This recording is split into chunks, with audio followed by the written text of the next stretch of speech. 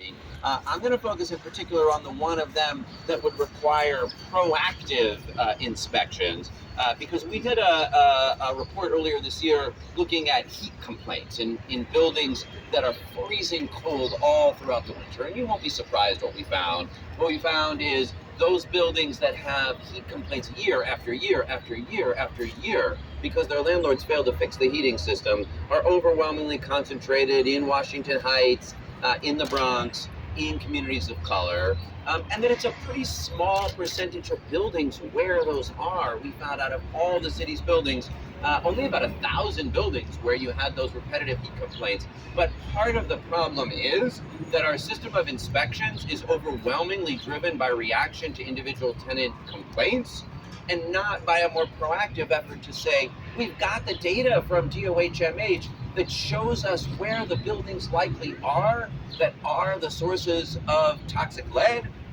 and yet we only still have a minuscule program to go out proactively, identify those buildings, follow up to require actual remediation of those buildings, and get it done to protect our kids. And unfortunately, things have slipped because of the growing vacancy rates in city agencies, so that actually the total number of inspections that HPD performed in the first 4 months of fiscal year 23 was down from the inspections that they had performed in fiscal year 22.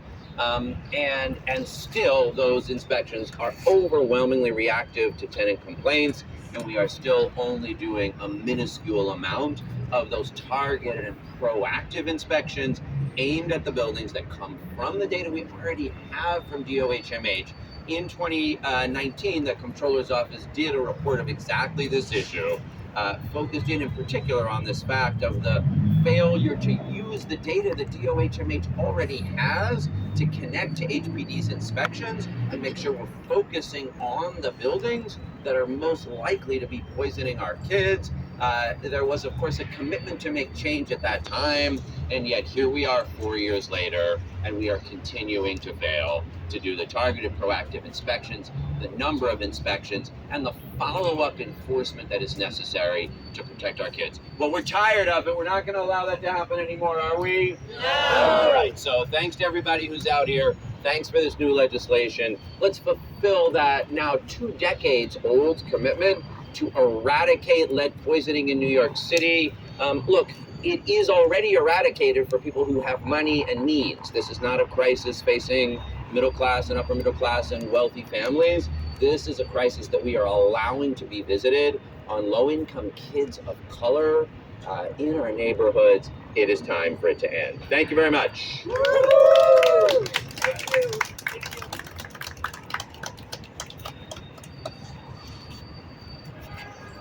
It's kind of chilly out here today, so let's maybe do a chant to warm up for a second. So, hey, hey, ho, ho, lead poisoning has got to go. Hey, hey, ho, ho, lead poisoning has got to go. Hey, hey, ho, ho, lead poisoning has got to go. Hey, hey, ho, ho, lead poisoning has got to go.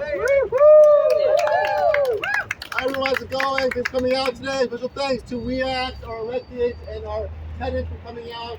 My name is Iyapa. This is my colleague Brandon, and we are tenant organizers with Cooper Square Committee. And we have had extensive experience working with renters who have been exposed to lead dust as a result of construction work.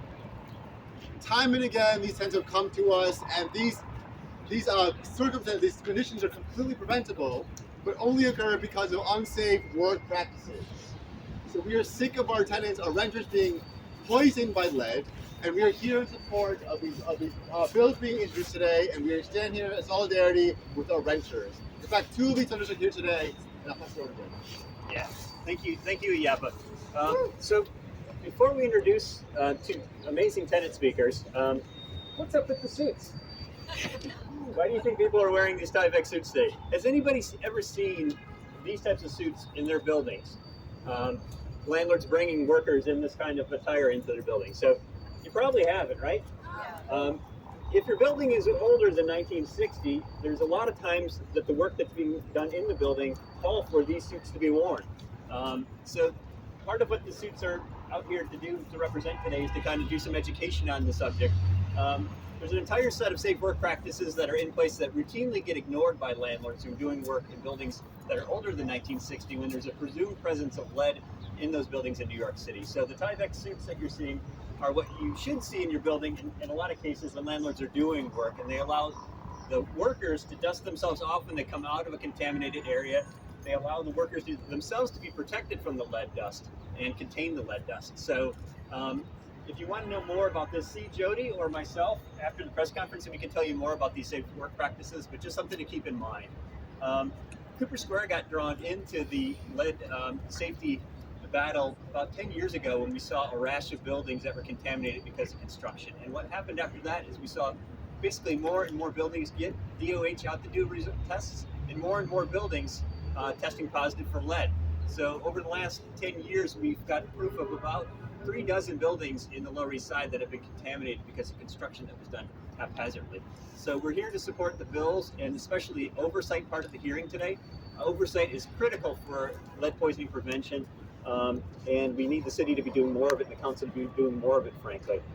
With that, I'm going to give the floor over to a couple amazing folks, a family that knows firsthand the plight of lead poisoning, unfortunately, but they're taking what they've been through and taking that adversity and turning it into change. We're going to hear from Cooper and his mother, Shannon Burkett. So Thank you so much.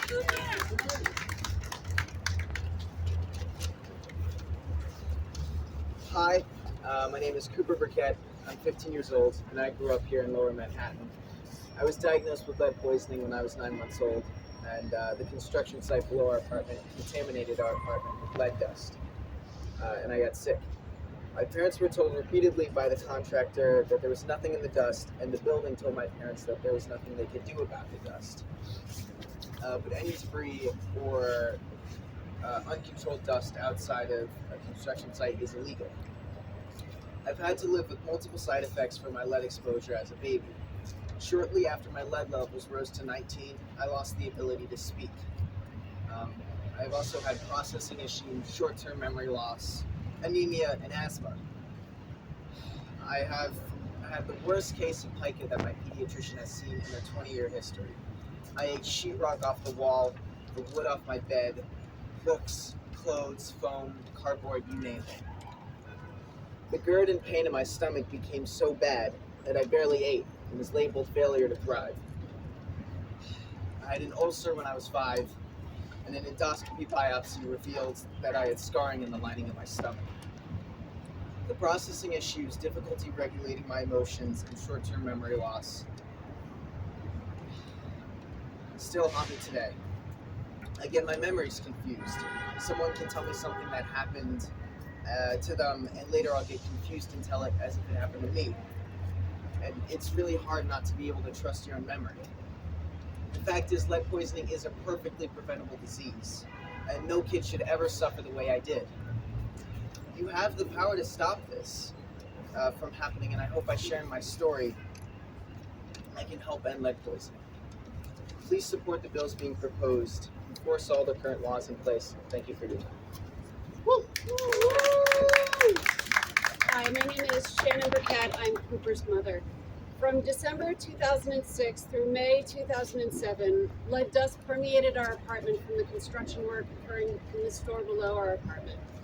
The lead dust was never properly cleaned, and my son was exposed and tested positive for lead at 9 months old. That ain't right. It's really not. This neurotoxin was detrimental to his development as well as his physical and mental health. As a toddler, his reflux was so intense that he would wake up most mornings from the pain in his stomach and throw up what would look like yellow battery acid in my hands. I would have to coax him to eat. The reactive asthma sent him to the ER, and during a particularly bad bout of pneumonia, the radiologist said his lung x-rays looked the same as a kid with cystic fibrosis. He had major behavioral changes. He became filled with rage. As a toddler, he would have these violent temper tantrums several times a day. He had no understanding of his safety. He would escape our apartment. And starting at 2 years old, he would push a chair against the door and unlock the multiple old school locks on our door and just leave. My husband and I had to lock him in his room for his own safety. When we went on my vacation, my husband would have to sleep in a separate room and push furniture up against the door so he couldn't escape. At his grandparents' home, he did escape, and we found him 7 houses away. Since he was 1 year old, he has received multiple services from the city: OT, SI, counseling, and speech. He's currently in an ICT class, which has 15 general ed students and 10 IEP children. My husband and I have scaffolded him with multiple tutors, and he is under the care of professionals at NYU Child Study Center to help him regulate his emotions. No kid should ever suffer the way that Cooper has. And we as a society, as a community, need to commit to doing everything we can to eradicate lead exposure and take care of the kids who have been decimated by this neurotoxin. That's right. Please support the proposed bills and enforce the current laws in place, making sure that no other child suffers the way that Cooper has. Thank you so much for your time. Woo!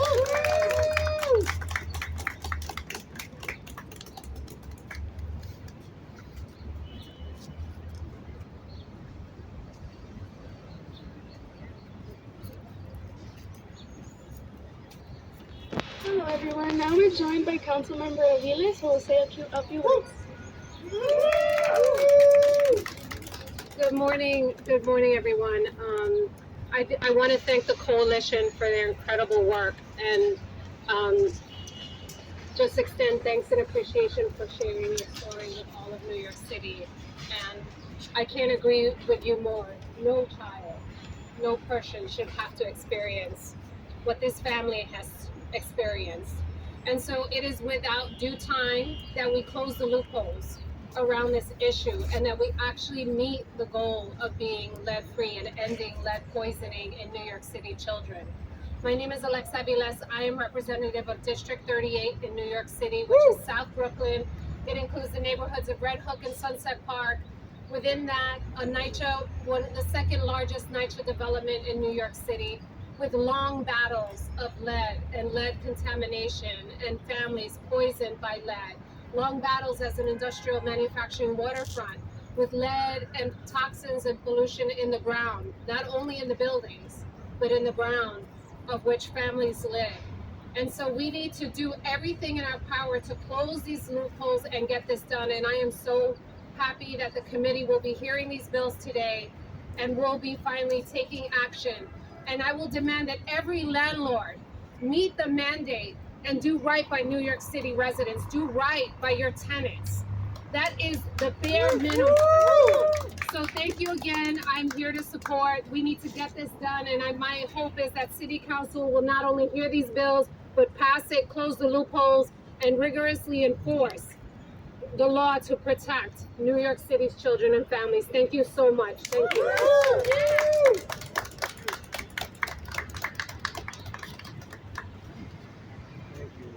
Hey, ho, ho! Lead poisoning's got to go! Hey, ho, ho! Lead poisoning's got to go! Hey, ho, ho! Lead poisoning's got to go! Hey, ho, ho! Lead poisoning's got to go!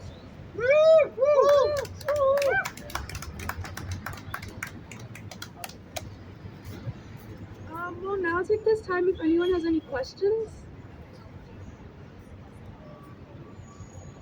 We answered everything.